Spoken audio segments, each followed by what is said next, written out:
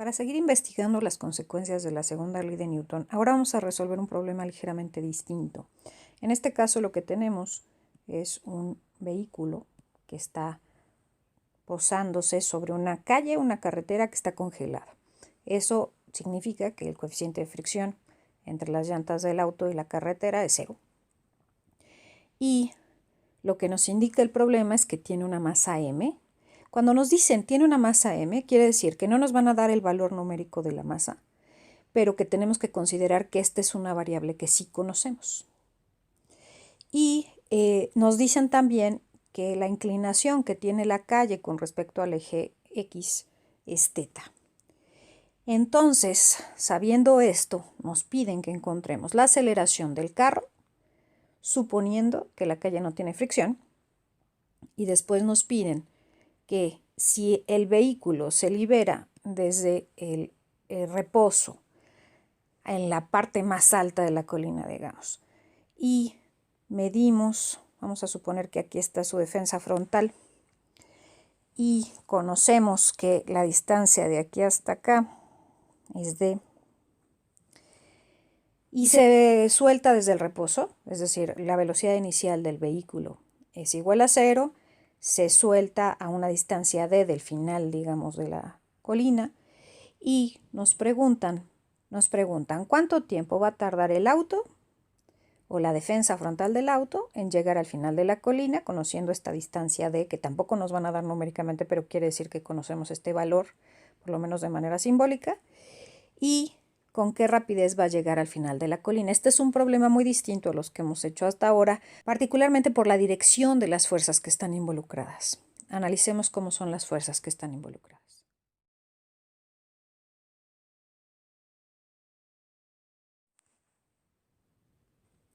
En este caso, como no hay fricción, no hay ninguna fuerza que se oponga al movimiento. Vamos a suponer que el movimiento naturalmente se está dando de manera paralela a la pendiente, porque el carro se va a mover paralelamente a la calle.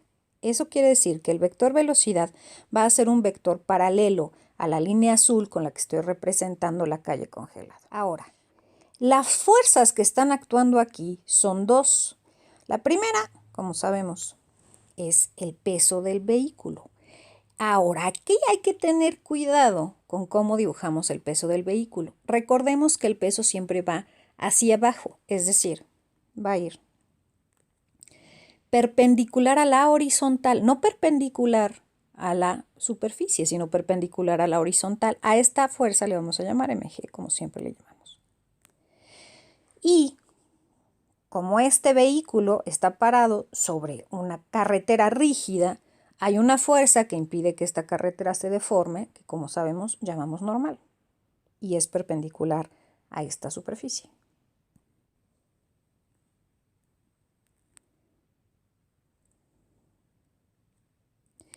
Entonces, tengo aquí dos fuerzas que son las únicas que están actuando. Si tuviéramos un poco de fricción, tendríamos una fuerza en esta dirección, pero no ocurre. En este caso solo tengo una fuerza en esta dirección y una fuerza en esta dirección. Y las fuerzas, tristemente, no están en el mismo eje. ¿Cómo le hago aquí para elegir los ejes? Esto es algo súper importante en este tipo de problemas. Nos vamos a poner a pensar qué tipo de movimiento tendríamos en este caso. Fíjense que como el vehículo se mueve paralelo a la superficie, entonces nos conviene elegir un eje que sea paralelo a la superficie. Por esa razón, en vez de dibujar como siempre los ejes así, que sean, por ejemplo, el que coincide con el eje horizontal y uno perpendicular a este, que serían el Y y el X, lo que voy a hacer es enchuecar un poquito los ejes y poner uno paralelo a la superficie, que va a ser mi eje X, y otro perpendicular a la superficie, que va a ser mi eje Y. Esto es algo que tal vez no han hecho antes, pero así es como conviene ponerlo en este tipo de problemas. ¿Por qué conviene ponerlo así en este tipo de problemas? Porque fíjense, El vehículo no se desplaza en este eje. Estamos suponiendo que es perfectamente lisa la carretera y que no va a brincar, no se va a hundir. Entonces no hay movimiento en este eje. Por esa razón, en este eje, las ecuaciones de suma de fuerzas nos van a dar igual a 0 y vamos a tener en este eje un sistema en equilibrio estático. No hay velocidad en este eje, ¿sale? Y en este eje que puse, el inclinado, sí hay una velocidad, fíjense, pero no solamente va a haber una velocidad, de hecho, como en este eje vamos a ver, las fuerzas no se van a cancelar, vamos a tener movimiento rectilíneo uniforme en este eje. Nos conviene separar en general los movimientos dependiendo de qué eje tienes un tipo de movimiento y en qué eje tienes otro tipo de movimiento. Si se acuerdan, por ejemplo, en tiro parabólico, en el eje Y teníamos un movimiento rectilíneo uniformemente acelerado y en el eje X teníamos un movimiento rectilíneo uniforme. Y entonces pues nos convenía poner las coordenadas en X para tener esas ecuaciones de movimiento y las coordenadas en Y para tener esas otras ecuaciones de movimiento. En este caso lo que nos conviene es de nuevo separar los ejes, elegir los ejes mañosamente, porque esto es una cuestión de colmillo. Elegir los ejes mañosamente para tener un tipo de movimiento o en este caso un tipo de equilibrio, en este caso sería un equilibrio estático en el eje Y otro tipo de movimiento que sería movimiento rectilíneo uniformemente acelerado en el eje X. Por eso elegí enchuecar los ejes. Ahora, ¿qué hago una vez que ya tengo esto? Bueno, vamos a ver qué hay que hacer.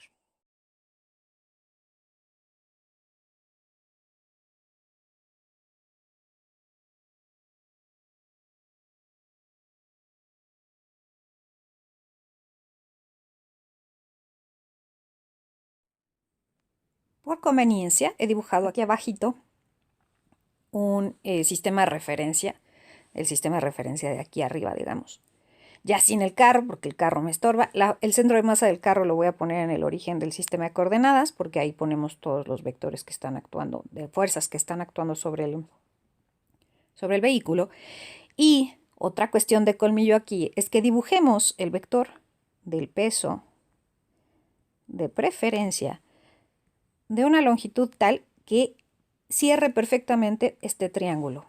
Es decir, les sugiero que, bueno, su colita siempre tiene que ir en el origen, es el centro de masa, y les sugiero que dibujen su trompita que toque la horizontal, porque esto les va a permitir definir este triángulo rectángulo que estoy viendo aquí. Esto nos va a ayudar a la hora de identificar los ángulos, ¿sale? Y además de este vector de fuerza, sabemos que sobre el auto está actuando la normal, que apunta en esta dirección. Fíjense cómo en este sistema de coordenadas la normal está exclusivamente en el eje Y. La puedo escribir así como el tamaño de la normal o el vector unitario J. Sin embargo, MG no está exclusivamente en un eje de los dos. Tiene una componente en X y tiene una componente en Y y las tengo que encontrar porque torcí el sistema. Esto probablemente no es algo que hayan visto anteriormente, o a lo mejor sí, pero vamos a recordar cómo se hace. Trazo entonces líneas paralelas y perpendiculares a los ejes estos medio grises que estoy poniendo, no a la negra, porque la negra ya no es un eje. Los ejes son este y este. Y entonces mis componentes de MG van a ser las sombras que haga este vector rojo sobre este eje y sobre este eje. Y para encontrar las sombras, acuérdense, o las proyecciones, saco vectores perpendiculares a esos dos ejes. O sea, va a estar así la cosa. Esta va a ser MG. Como es paralela a Y, pues va a ser MGY. Y esta de acá va a ser MGX. Y lo que hay que ver es cuánto valen. Pero el ángulo que me dan, me lo están dando acá. ¿Qué hubo? ¿Qué hago? Bueno, para eso, entonces, necesito utilizar este triángulo y con eso me voy a dar una idea de cuánto valen los ángulos que necesito conocer.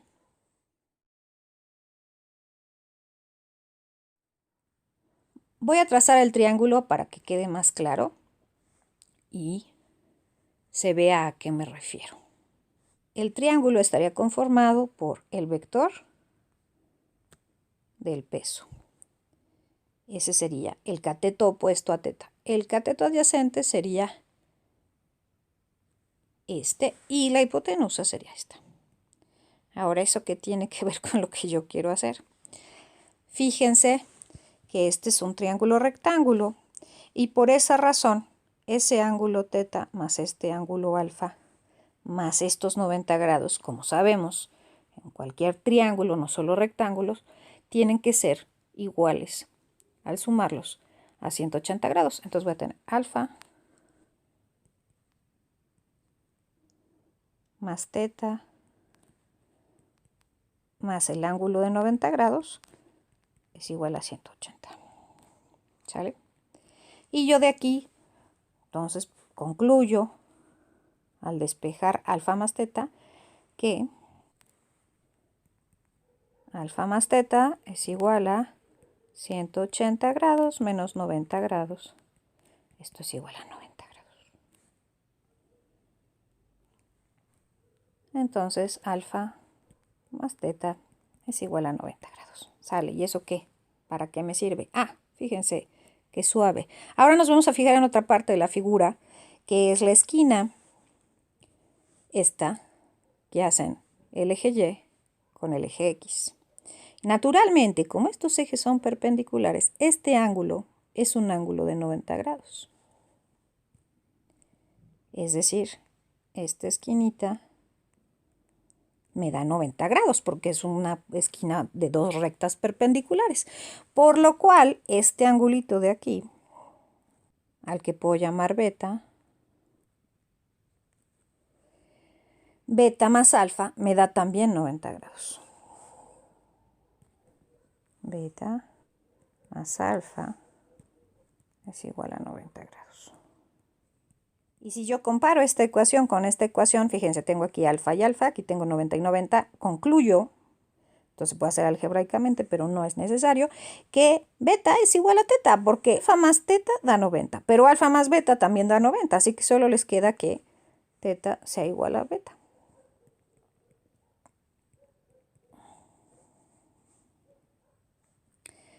De manera que, al final, lo que tengo es este dibujo. Lo único que hice fue limpiar un poco la figura 3, porque ya no necesito la alfa y la beta, etcétera, porque ya demostré que teta es igual a beta, beta es este angulito, entonces pongo aquí, este angulito es igual a teta, este ya lo sabíamos, incluso puedo prescindir de esta teta, y ya tengo lo que necesito para encontrar las componentes del peso en Y y la componente del peso en X. Como vemos, la componente del peso en X va a ser el cateto opuesto a teta y la componente del peso en Y va a ser el cateto adyacente porque sería, acuérdense que esto mide lo mismo que esto, de este triangulito. Entonces, este será el cateto adyacente a teta y de ahí encuentro los valores de las componentes del peso, recordando que conozco M porque en principio me están diciendo que la conozco y siempre conocemos G en la Tierra.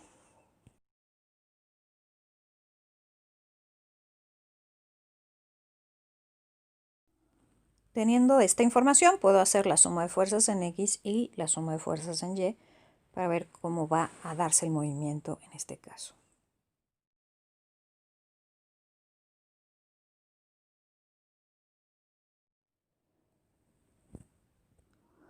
Revisemos entonces cómo se va a dar la suma de fuerzas en X y la suma de fuerzas en Y.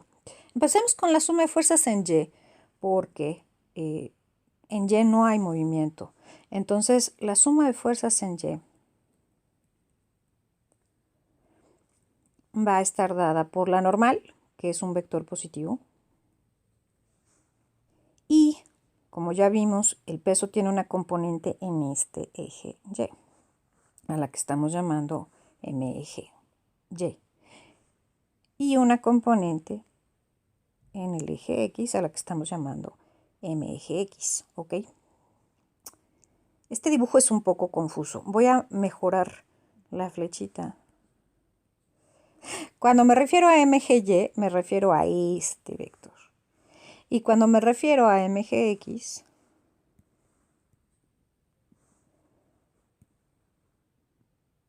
me refiero a este vector. ¿ok? Entonces, MGY va a ser este y MGX va a ser este, ¿sale? Como podemos ver, MGY es negativo porque apunta hacia abajo. Y el eje de las Y crece hacia arriba, por esa razón vamos a poner esto negativo.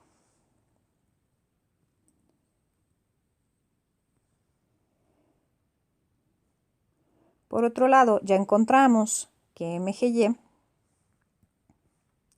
es MG coseno de teta. Así que me voy a saltar este paso y voy a escribir aquí MG coseno de teta. Y como sabemos que en Y no hay desplazamiento, la suma de fuerzas en Y tiene que ser igual a 0. Tenemos ahí un equilibrio estático. A esta ecuación le voy a llamar ecuación 1.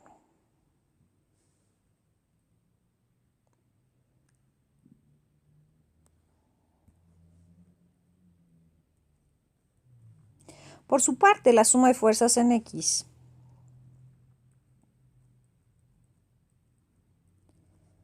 sí va a producir un desplazamiento porque ya quedamos que el carro se está moviendo en la dirección paralela a la calle, que es esta, que es paralela al eje X. Sin embargo, la única fuerza, fíjense, que está actuando en el eje X es esta.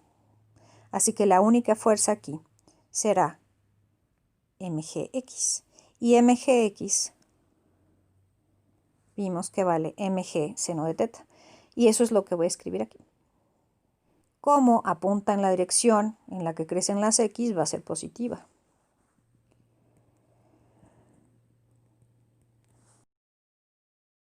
Entonces esto es mg seno de teta. Y resulta que en este caso, como no hay ninguna otra fuerza que esté contrarrestando a la componente del peso en esta dirección, esta va a ser la fuerza resultante, lo cual significa que hay una aceleración resultante.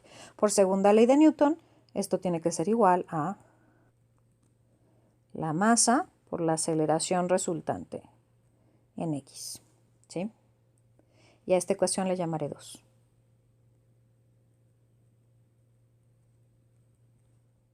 Según el inciso A, me están pidiendo que encuentre la aceleración del carro, suponiendo que la calle no tiene fricción. Si la calle tuviera fricción, tendríamos una fuercecita aquí, pero ya vimos que no, y por esa razón, la única componente que aparece en X es esta. Ya lo vimos, ¿ok? Si no, tendremos que restar aquí menos la fuerza de rozamiento, pero aquí no la tenemos. Y la aceleración que existe, como en el eje Y no hay ninguna aceleración, la aceleración que existe será la aceleración en X, que podemos despejar de la ecuación 2.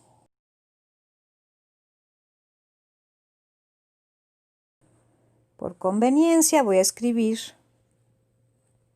la ecuación invirtiendo los dos lados del igual. Ya no voy a usar el color.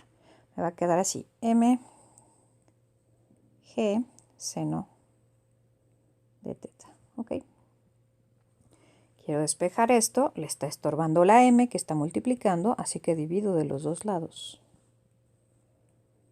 Y fíjense qué cosa pasa aquí. Esto es muy interesante. M entre M me da 1, pero del lado derecho M entre M también me da 1. Esto quiere decir que la aceleración resultante en X es G por el seno de teta. ¿Alguien ve aquí la masa? ¿En algún lugar alguien ve la masa? No, señores, no, señoras, no está la masa. Si no hay fricción, la aceleración del cuerpo no depende de la masa. Eso quiere decir que no importa si yo aquí pongo un bocho o si pongo un tráiler cargado, los dos, bajo condiciones de que no haya fricción, van a sufrir exactamente la misma aceleración. Esto es muy interesante y es muy importante. Esto quiere decir que la aceleración no depende de la masa. Sé que no es algo a lo que estemos acostumbrados o acostumbradas a pensar, pero así funciona si no hay fricción. Si hay fricción, la cosa cambia. En el siguiente video vamos a ver cómo se resuelve el siguiente inciso.